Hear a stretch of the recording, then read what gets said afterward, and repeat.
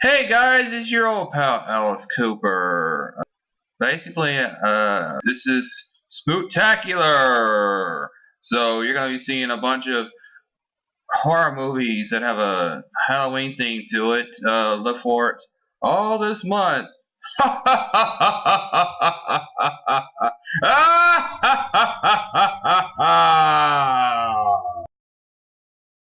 Hey guys, it's me, Alex Cooper. I'm back for another movie review. This is, of course, Fright Night from 1985, starring Roddy McDowall and Chris Sarandon and a few other select actors. Basically, it's a good time. It's a good movie. You should watch it for Halloween.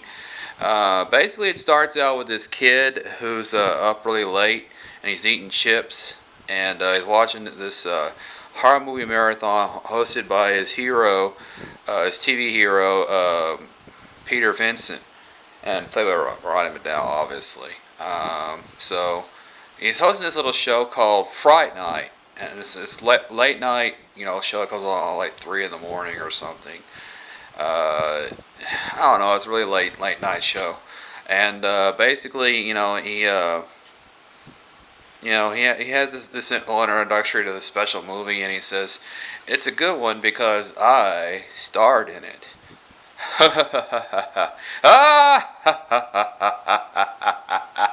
Fright Night, and then the logo comes up, Fright Night, and but it starts before that when the logo normally, because Peter Vincent is there's this lady that's seducing this guy, and she's about to bite him on the neck, after they kiss for a bit, and she goes, "Who are you to interrupt my nightly feeding? I am Peter Vincent, vampire killer." And he's got this stake in his right hand, his left hand, and the freaking hammer in his right hand. He's gonna freaking drive that thing right through her heart. But the funny thing is, he's got it turned around the wrong way though, which is really funny. And he stakes her to death. And Peter, the kid, I forget his name. Shoot, now I can't remember the freaking hero's name. Charlie, that's his name. Uh, he's he's sitting there and he's eating the chips, like I said, and he's having a good time with this. And so basically, what's going on next door is there's this lady that was introduced. Uh, well, it was actually not introduced, but she pulls out of this cab and she goes in to greet well, not Charlie, but you know, the guy that's upstairs, and they meet for an embrace, and he undresses her, in front of the window with the window open, and the drapes are open too, and you can totally see her naked, and he goes ahead and reveals he's got fangs, and he bites her, and he sucks on her blood, and he closes the drapes, and Charlie is totally freaked by this, and he goes to his mom, and she's basically asleep, and she's got this cover on her eyes, and she goes, what, and she goes, "Mom, there's something going on next door."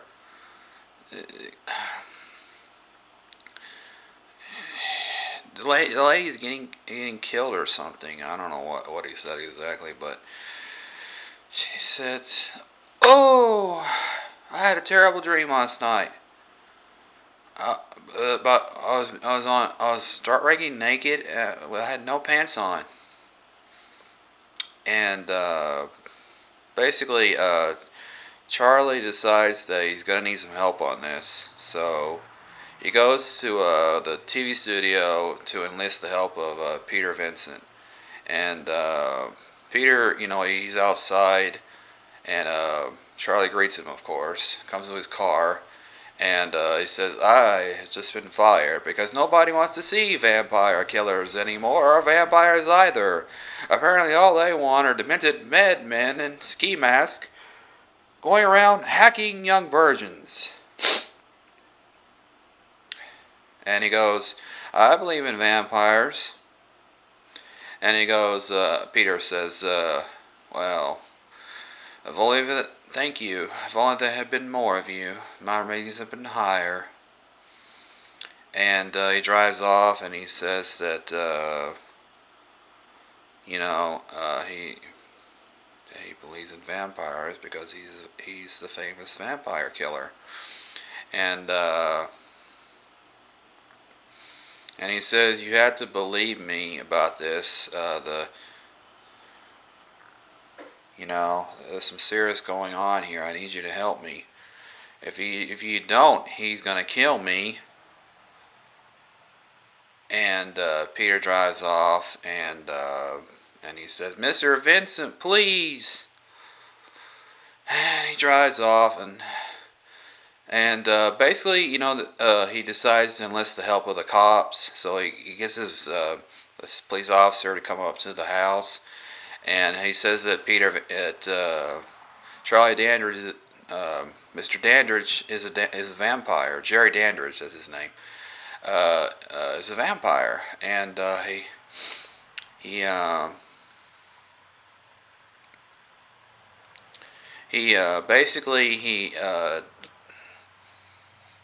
has this helper, and the police officer and Charlie talked to him, and he says that there was a body being carried out, and the guy says, what do you say to that? Well, that's just some garbage we're getting rid of. And he says, that's a lie, because the bag that I saw had a body in it, not trash. And he says, why don't you come back in the back and I'll show you the garbage. And he says, that won't be necessary. And he goes outside, and the cop goes with him, and he goes, if I ever catch you in my police station, I'm throwing you in jail forever. And he gets in the car and drives away, and Charlie looks at his watch, and it's like 5:30, like an hour before dark, and he's like, oh crap. Well, basically, he doesn't say that, but that's basically what he thinks. And he says, oh my god. And basically, the thing is that the night before that, he kind of confronted Jerry after he had his second kill. Again, another prostitute that Charlie met, because she confused the address. She thought it was 91 Oak, and Charlie says, no, that's next door. Well, that's of course Jerry Dandridge's address. And she's the second one that gets killed. She's a prostitute, evidently. And she comes up on the news, and Charlie's friend and Amy watch the news broadcast, and he goes, that's the second in 2 days. And he says, get this, both of them had their head cut off. Can you believe it?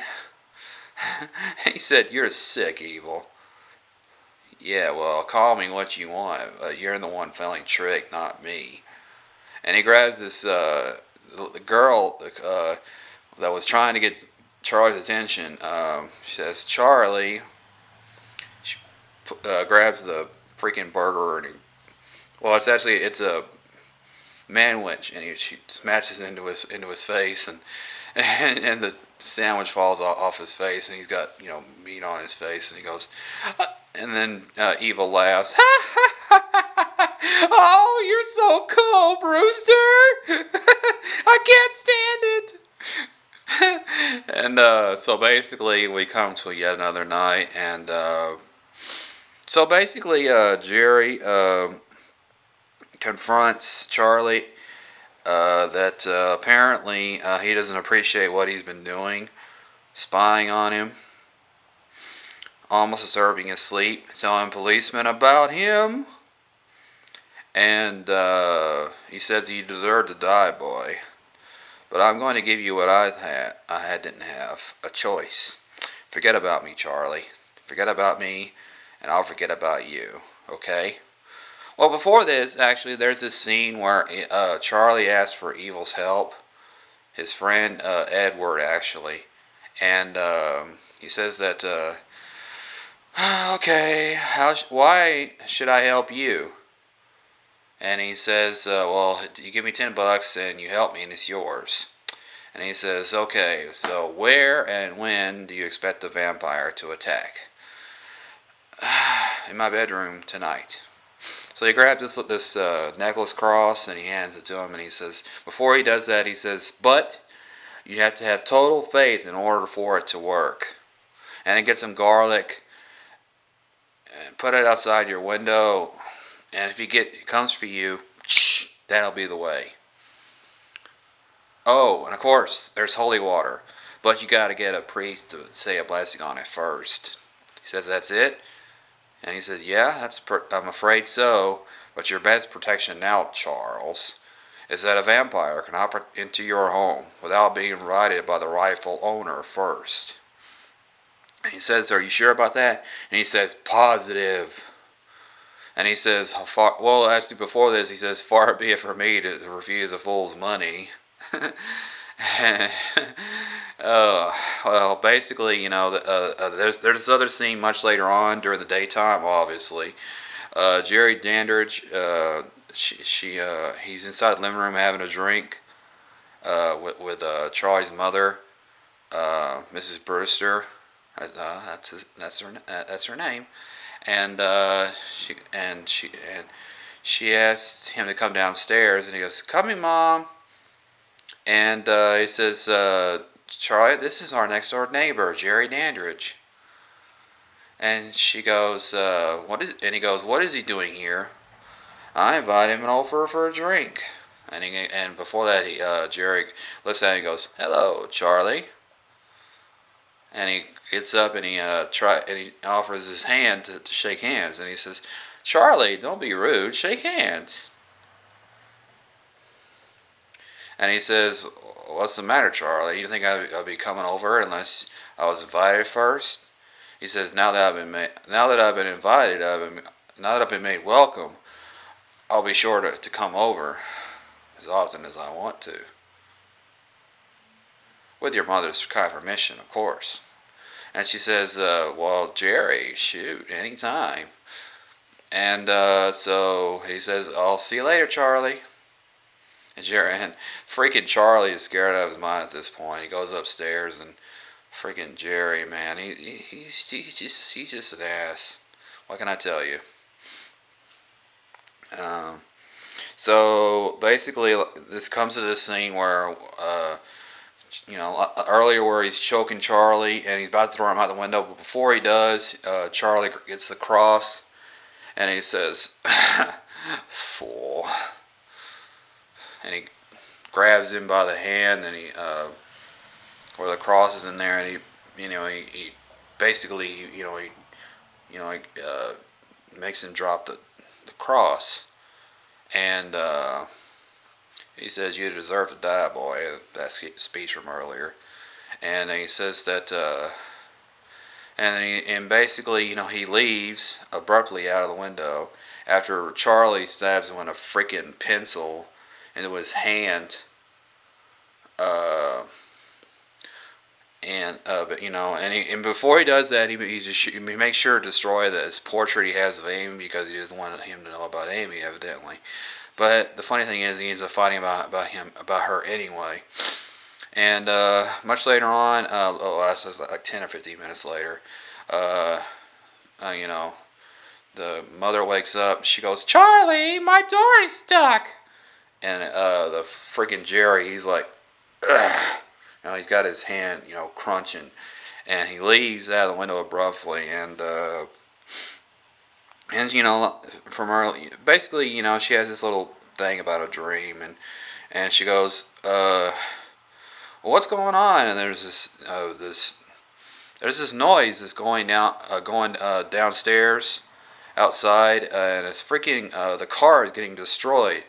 Charlie's car is getting destroyed by Jerry, evidently.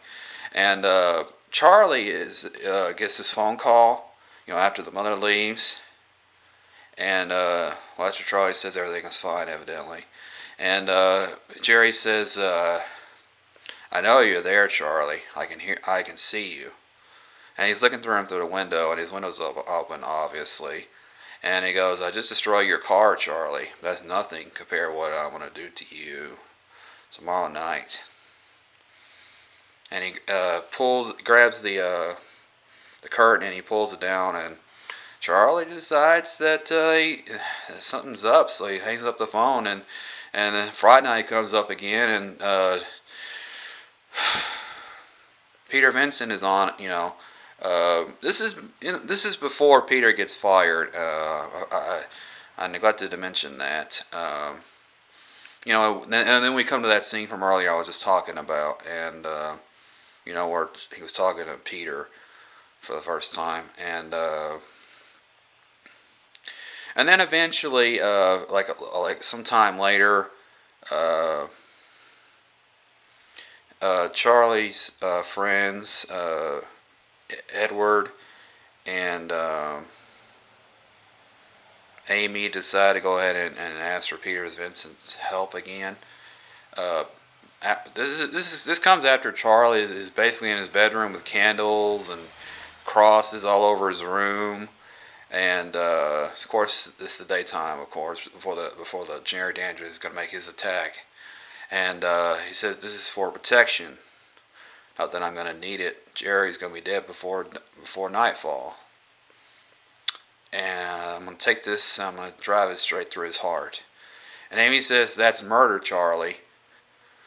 And he says, "You can't murder a vampire. They're dead, remember?" And he says, "Well, what if you go over there and he gets you too?" Well, he says, "I don't got much of a choice." "There's not enough time, Amy." So that they said that what if they can get Peter Vincent's help? And he says no. He's already tried it already. And he says, "Well, what if they can go ahead and try again?" And he says, "Okay, you can try." And they go all over to Vincent's apartment, and they enlist his help. After he asks, what can be more important than an autograph? And Amy says, "Saving a boy's life." And he says, "Well, yeah, that could be more important." And he says, "Well, why should I help you?" And basically, Amy says that she's got a $500 savings bond, and he says he'll take it. And he decides that he says he's got this holy water that's in this vial, basically, and basically, he's going to go ahead and help. He's going to help them, but it's only because he's getting paid, evidently. So Charlie is sitting there with Amy and Edward, waiting for Peter, and he's late, evidently. And he said he'd be here already, and then Peter shows up late, obviously, and he says, "Here I am, Peter Vincent, vampire killer." And he's got his holy water with him, and he leaves his stakes inside of the car because he's got to prove he's a vampire before he kills him. That's what he says to Charlie. And they have this little test with Jerry, with the holy water, and Jerry drinks it, evidently it's been blessed, so it's, it's funny because before that, they have this little discussion with Jerry over the phone about him, and he says that he's a born-again Christian, and he thinks crosses would be sacrilegious, and Edwards asks him, how about holy water? And he says, well, no. And he says it's ordinary tap water. All he's got to do is sip it. And we come to this scene where I was just talking about, and he drinks it without a problem because it wasn't blessed. And he tries to throw it into the fireplace, and Peter says he's going to need that. And he says satisfied? And he goes, positive. He turns around and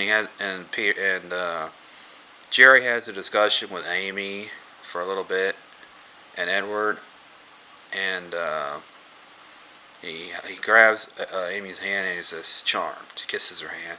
And he says, "Isn't that what vampires are supposed to do, Charlie?" and he goes, "Some vampire, Charlie." And Amy is impressed by this, and she says, "Oh God, he's neat." And well, Peter is not convinced, so he turns around and he gets his mirror, and Jerry doesn't cast a reflection in his mirror, obviously, because he's a freaking vampire, duh. And freaking Peter sees this, and he's scared by this, and he puts the mirror inside of his pocket, and he runs out with Amy and Edward and Charlie, and he gets in his car, and Charlie says, "Something frightened you, didn't you? Something convinced you that Jerry was a vampire, didn't it?" And he says that, well, Jerry didn't cast a reflection in his mirror. And he says, "Satisfied?" And he says, and then he drives off, and Charlie goes, "Mr. Vincent, cheat!" Because I can't say what he said.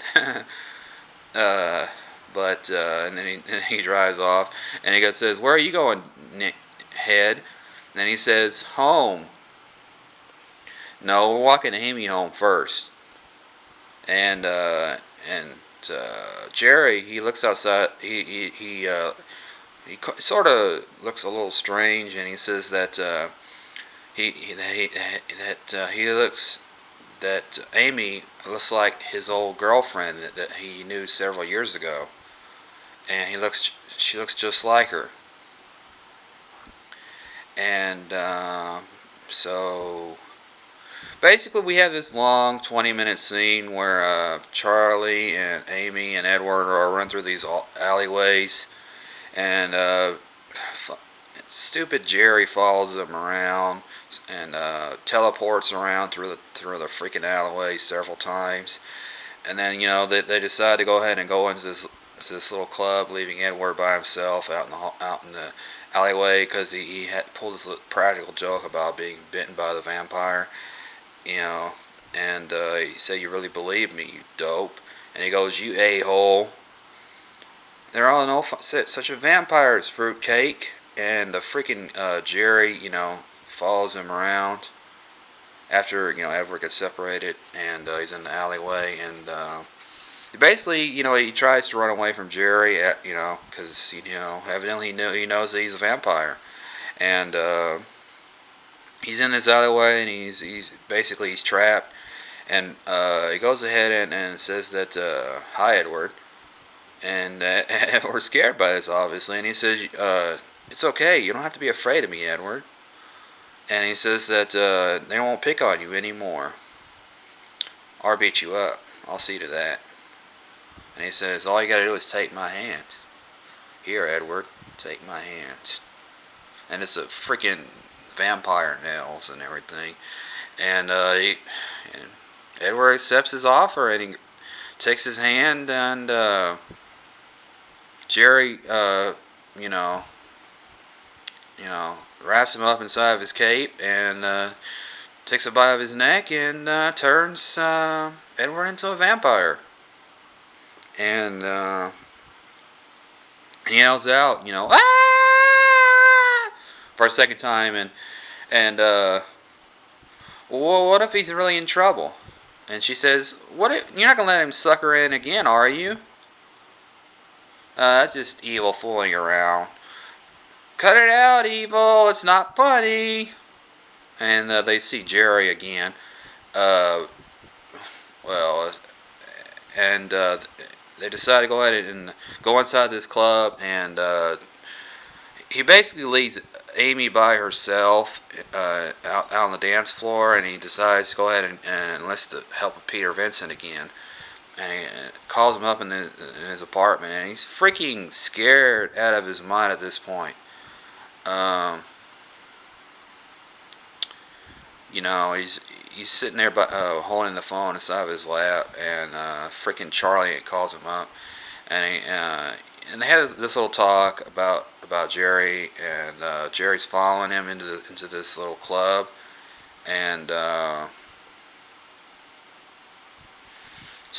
Peter says, "I can't right now, Charlie," and he's a coward, at least for that. So anyway, like I was saying, they had this fight scene, and basically, he seduces Amy, and she willingly uncovers her neck for Jerry, and he leans in to bite her, and and our hero Charlie finally shows up, and he says, "Let her go." And the two bouncers show up. These really buff bouncers come in to try and save the day. And Jerry picks up one of the heavy ones and grabs him by the neck and draws him like he's nothing, which explains Jerry's super strength, evidently. And he slashes the throat of the other guy. And two bouncers are dead, and he shows his monster side, evidently. And he says that he can't kill him here, after he grabs his hands. This is before the bouncers show up, evidently. And he says, "I don't want to kill you, Charlie. Bring Peter, Vincent, and yourself, just the two of us, to my home. That is, if you want to see Amy again." And he basically tries to hit, Jerry, and he grabs him by the hand, and like I said, it comes to that scene I was just talking about. So basically, it comes to some time later, and Peter and Charlie has to go to Peter's apartment to convince him to help him out. And he says that he's a coward, basically, and that and then he says, "You're Peter Vincent, the great vampire killer." And Peter says, "That's a character in a movie." And he says that's not even his real name. He said he's terrified and he can't help him. And he says, "If you don't help me, Amy's gonna die. Me too, probably." And he says, "Please, Peter." And of course, during that previous phone call, I'd like to mention that Peter didn't believe him, which is kind of stupid. So, actually, I think he called the police on the phone. Actually, yeah, he did. And the second time, he tried to call Peter, and so basically, there's a scene before Charlie comes to the apartment, though, where Evil Ed comes to Peter Vincent's apartment, and he says, "What are we gonna do?" And he says, "Not me." And he was bitten. He shows Peter that he's been bitten, and he jumps at him and says, "Oh, I used to admire you. You know that? That was before I found out what a fake you were, Peter Vincent, the great vampire killer." And then Peter pulls out his prop cross that he had, and he puts it on Evil Ed's forehead, and kind of a turn like that on his forehead, and basically it burns a cross mark on an X basically on his forehead. And he looks into the mirror and he says, "What have you done to me? The bastard will kill you for this."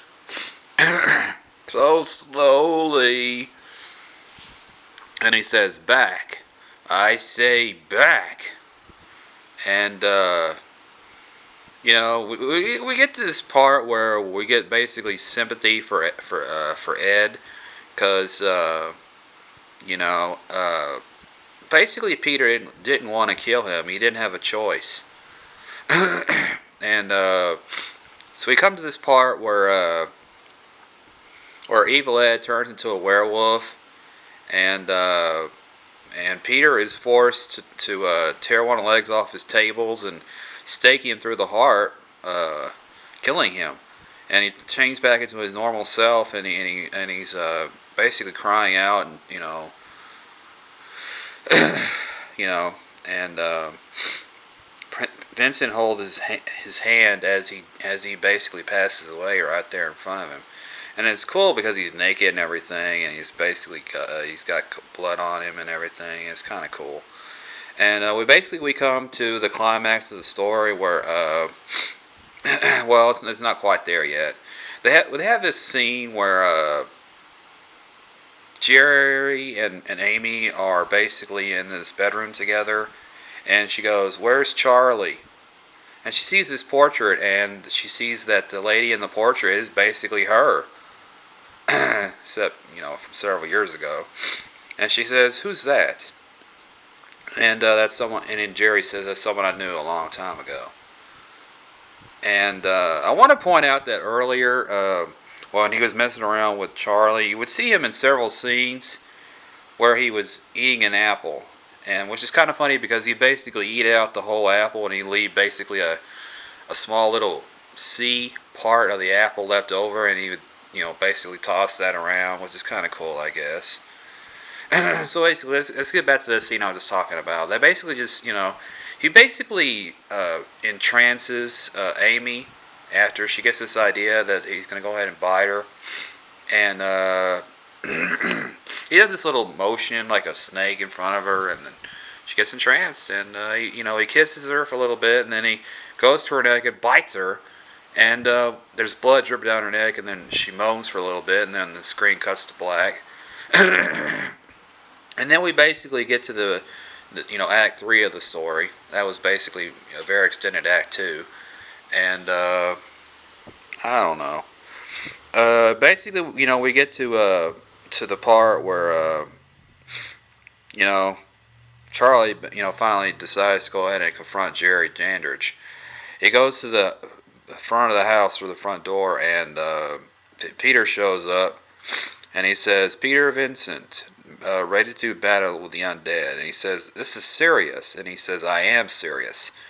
And he has this I don't know, cast. He has this thing full of movie props, and he gets a stake and the knife and a stake and a hammer. And Billy Cole is actually the assistant from earlier.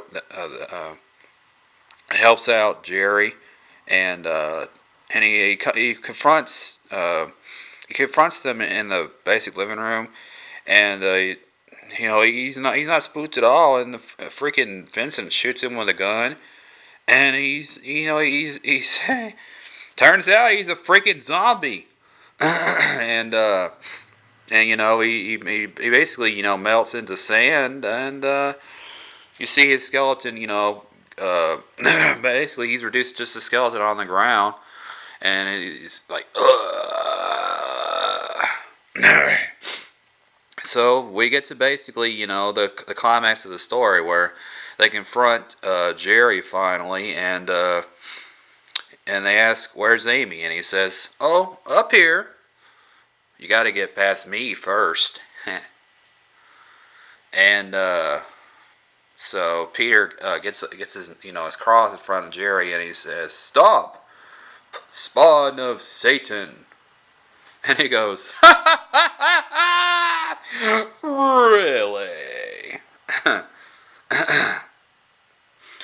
And he grabs the cross, and he says, "You had to have faith for this to work on me, Mr. Vincent." And this is before the part where Cole is killed. And they have this scene, a few scenes in the movie. I'm gonna go ahead and mention this, where Billy Cole and Jerry come off as ambiguous. So just go ahead and put it that way.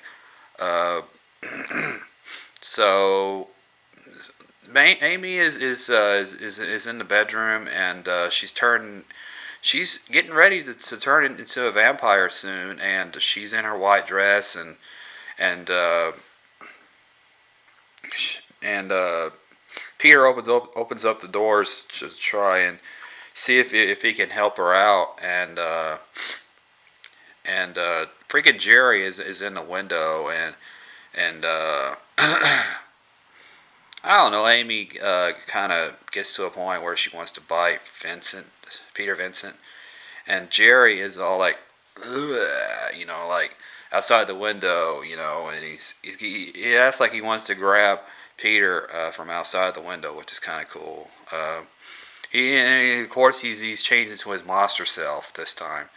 No more normal, no more womanizing Jerry anymore. And then we come to basically this scene where Jerry asks Amy, "Prove how much you love me, Amy. Kill them both."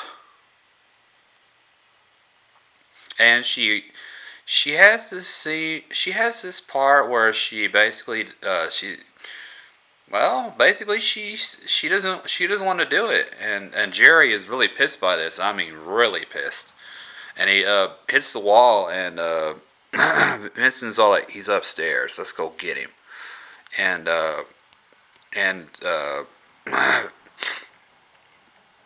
Charlie grabs Amy and he says, "Peter, she's worse." And it comes to basically, we come to the basic end of the story where Amy is in the basement with Jerry after he's turned into a vampire bat, and he nearly bites Peter Vincent on the neck, and of course Peter forces him to go into the basement, and we have a basic final confrontation between the three, and Peter has to break these windows to let the sunlight in, and it basically burns up Jerry, and he turns to this giant, I don't know, demon thing, and he explodes, and they cover up Amy, because she's been turned into a vampire, and she has these huge freaking jaws, and she nearly freaking kills Charlie, which is kind of cool. She's like, ah! I mean, her mouth is huge. I can't do that. Special effects, obviously. But Charlie, the vampire is finally vanquished, and Amy turned out to be just fine. And we come to this scene where Peter Vincent, he's back on Fright Night, and he says, "Maybe we can let the vampires rest tonight, hey Charlie?" And the music comes up, Fright Night, and all is well, and Amy and Charlie are making out in Charlie's bedroom, and everything is perfectly fine. The mother ends up surviving. That's the thing in this particular movie. And we come to the ending, and they go outside the window. After those two are making out, and they have these two red eyes outside the window, which suggests a sequel. And it's the voice of the evil Ed. He goes, "You're so cool, Brewster." And then the credits roll, and then the music, and so basically, Fright Night is an okay movie, I guess. Fright Night is a good movie, and it deserves a rating of peanut butter cups and a chocolate bar. So basically, Fright Night is a good movie for Halloween. You can actually find it on select Blu-rays and DVDs. You just gotta really look. I mean, really. You can find it online in select places. I won't say where, but you can get it for about $7 or $5 on DVD or Blu-ray, pretty much. So anyway, go ahead and hit subscribe, share and like, of course. Watch some more videos. Hit thumbs up to support the channel, and leave a comment below of this video. And thank you for watching. Goodbye.